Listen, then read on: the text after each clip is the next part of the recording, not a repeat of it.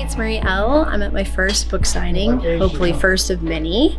And we're here tonight trying to discuss what was the makings behind this book, the how and the why, and how it's going to help so many different people. Inspirational book right here at Ninth Gear.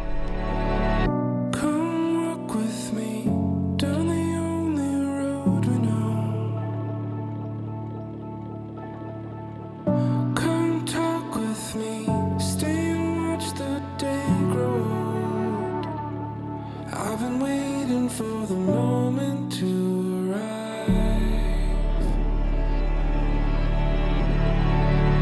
Come stand with me down. There's 4 phases to this book. Phase 1 I call the rabbit hole.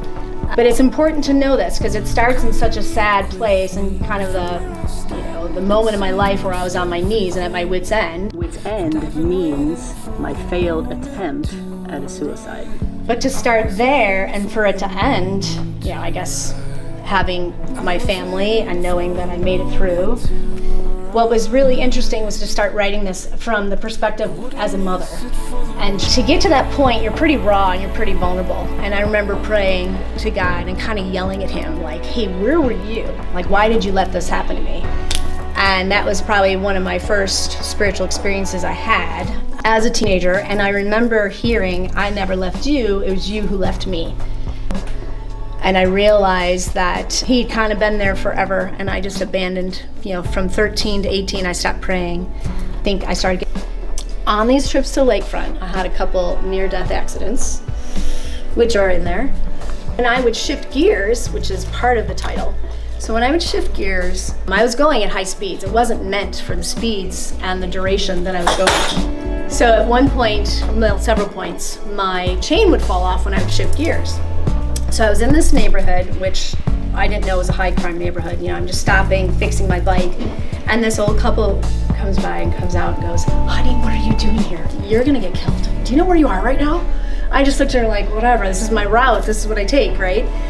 And so she looked at me and I explained, when I shift gears, my chain falls off. And she said, well then, don't shift gears, because you're gonna get killed, you're in a terrible neighborhood, and just stay in that gear. And it's so funny, I just listened, okay, I'll stop this gear.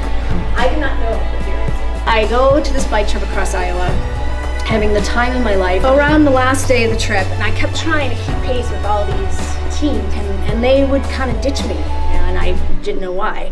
So I finally am like, you know what, I'm gonna stay with this team here today, and I'm not letting them go. So they would go down, and you'd hear them, their little command to downshift, and they'd sprint and take off. I was like hell they are, I'm gonna catch up to them. And I did. So when I finally did, I talked to the older guy in the team, because no one was answering my questions, they're all ignoring me. And I go, what is wrong with your team? I go, everyone's just so rude. And he's just like, well, your gear. And I was like, yeah, what's wrong with my gear? He's like, what are you wearing? What is on your feet, kid? And I'm like, oh, these soccer spikes? I'm like, yeah, well, I can't afford cycling shoes, so I wear these for grip. And then he goes, and then your bike. He goes, what kind of bike is that? I go, why? What do you guys have? And so he's explaining their Fujis and Cannondales, which were thousands, which today would probably be like a $25,000 bike. I go, oh, I guess that's a good bike then, huh? And he's like, yeah. He goes, they're ignoring you because you're in your crappy bike. And I said, well, they keep trying to ditch me, and I'm just keeping up with them. So you're on a team? I go, no, I'm not on a team. That's why I want to talk to you guys. I'm curious, I want to be on a team. The team is making fun of me. And they're like, here comes Ninth Gear. And I go, what are they calling me? He goes, they're calling me Ninth Gear. I go, so are you guys any good or what? And he's like, this one and these were in last year's Olympics, and the rest of us are training for the Olympics. I was like, oh my God, I can keep up with this. Because I've been trying to figure this out, kid. The entire time, why can you keep up with us? And he goes, and now I realize the way you train. I go, I'm not training, I'm just getting to work and to a lake. That's all I'm doing. Going to work and going to a lake. The beginning of the book starts with an attempted suicide at my teenage years, at my lowest point in my life.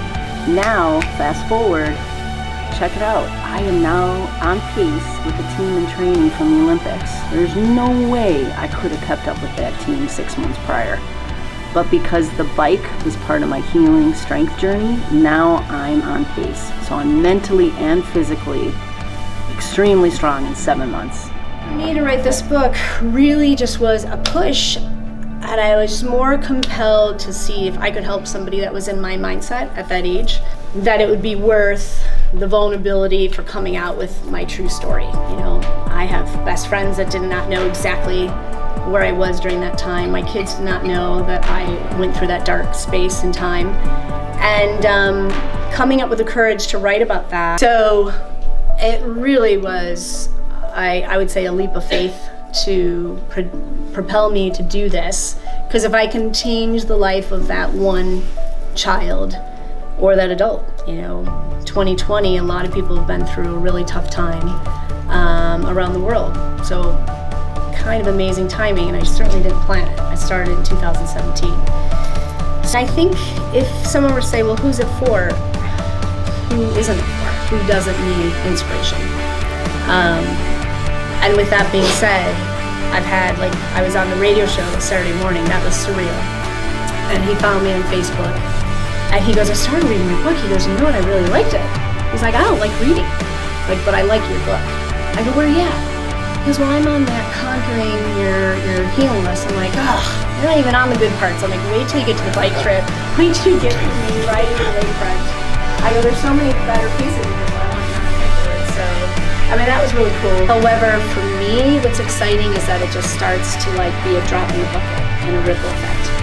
And then gives me an excuse to go to different areas, different countries, I hope, when we open up the world. And speak and see how many different people I can touch with my story. So there you go. That was it.